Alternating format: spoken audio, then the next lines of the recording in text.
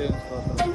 కాబట్టి నువ్వు ఒప్పుకోలను బట్టి, నువ్వు తీసుకునే తీర్మానాన్ని బట్టి పరలోకం నుంచి దేవుడు చూస్తా ఉన్నాడు, దేవదూతలు చూస్తూ ఉన్నారు.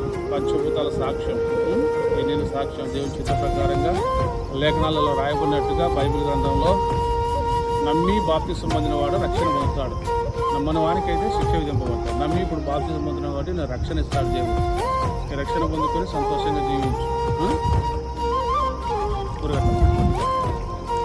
దేవుని చిత్త ప్రకారముగా ప్రభుయేసు క్రీస్తు సెలవించినట్టుగా లేఖనములు సెలవించినట్టుగా నీకు తండ్రి యొక్కయు కుమారుని యొక్కయు పరిశుద్ధాత్మ నామములో బాప్తిసం. నీ వంటి వారు ఎవరయ్యా,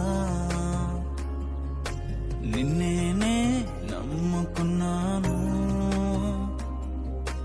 నీ వంటి వారు లేరయ్యా, నిన్నే నమ్ముకున్నాను. నీ వంటి వారు ఎవరయ్యా,